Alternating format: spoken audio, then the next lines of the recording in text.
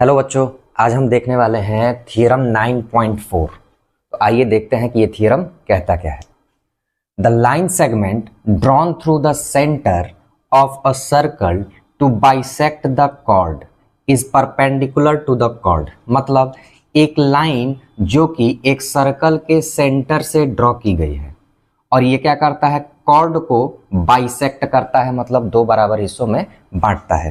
तो अगर हम ये मान लें कि इस सर्कल का सेंटर O है और यहाँ से जो लाइन ड्रॉ किया वो OM है, जो कॉर्ड AB को दो बराबर हिस्सों में बांटता है। इतनी चीज हमें दी गई है। प्रूफ क्या करना है हमें? Perpendicular to the chord. अब हमें ये प्रूफ करना है कि जो OM है ये परपेंडिकुलर है AB पर। ठीक है, तो लिखते हैं गिवन क्या है हमारे पास। गिवन है कि AM इक्वल BM, ये चीज हमें दी गई है। तो हमें प्रूफ क्या करना है? हमें प्रूफ करना है कि जो OM है वो परपेंडिकुलर होगा AB पर, या ये कह लेंगे और कि जो एंगल बना OMB ये 90 डिग्री का एंगल बना रहा है। सबसे पहले इस थ्योरम को सॉल्व करने के लिए हमें कुछ कंस्ट्रक्शन करने पड़ेंगे। तो आइए देखते हैं वो कंस्ट्रक्शन क्या है। हमने क्या किया कि OA और OB को मिला दिया। तो लिखेंगे कंस्ट्रक्शन में,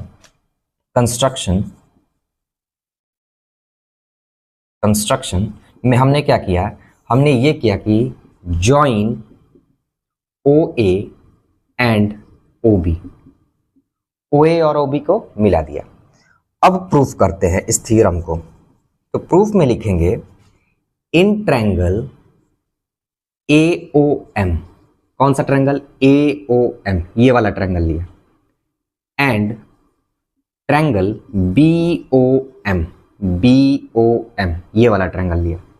ठीक है, इसमें हमें क्या क्या बातें पता है? हमें पता है कि जो OA है वो इक्वल होगा OB के। कैसे? Radii of same circle. मतलब कि एक सर्कल के जितने भी रेडियाई होते हैं सभी के सभी इक्वल होते हैं। तो OA भी एक रेडियाई है और OB भी एक रेडियाई है, तो यहाँ से दोनों रेडियाई इक्वल होंगे। और हमें क्या पता है? हमें ये पता है कि AM इक्वल है BM के। कैसे? ये गिवन था, हमें गिवन है। और क्या पता है? जो OM है वो इक्वल होगा OM के। कैसे? तो दोनों ट्रायंगल में आ रहा है, ट्रायंगल AOM में भी OM आ रहा है और ट्रायंगल BOM में भी OM आ रहा है। तो लिखेंगे ये कॉमन होगा, कॉमन। अब जब भी किन्हीं दो ट्रायंगल्स के कोई तीन पार्ट इक्वल प्रूफ हो जाते हैं तो हम ये कहेंगे कि दोनों के दोनों ट्रायंगल्स कॉन्ग्रुएंट होते हैं। तो यहाँ से तीन साइड हमें इक्वल मिल गए। इस वाले ट्रायंगल का OA इस वाले ट्रायंगल के OB के इक्वल हो गया। यहाँ पे AM इक्वल BM हो गया और OM और OM ये तीन पार्ट्स हमें इक्वल मिले। तो लिखेंगे by SSS congruency, triangle AOM congruent हो गया ट्रायंगल BOM के। और जब भी दो ट्रायंगल्स कॉन्ग्रुएंट प्रूफ हो जाते हैं तो उनके कॉरेस्पॉन्डिंग पार्ट्स को हम इक्वल दिखा देते हैं। तो अब यहाँ पे मैं इसका कॉरेस्पॉन्डिंग पार्ट क्या लेने वाला हूँ? तो मैं प्रूफ करने वाला हूँ कि एंगल BMO या OMB कोई भी ले सकते हैं हम। तो हम ले रहे हैं एंगल, सबसे पहले ट्रायंगल AOM में लेते हैं। AOM में मैं ले रहा हूँ एंगल OMA इक्वल होगा एंगल OMB के, OMB के। कैसे? बाई CPCT, ठीक है। अब इसके आगे का पार्ट हम सॉल्व करते हैं, देखते हैं आगे।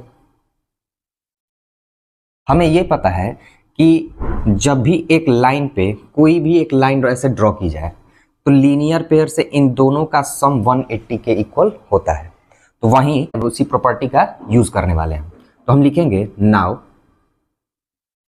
Angle OMA plus angle OMB, इन दोनों का सम 180 होगा। कैसे? लीनियर पेयर से।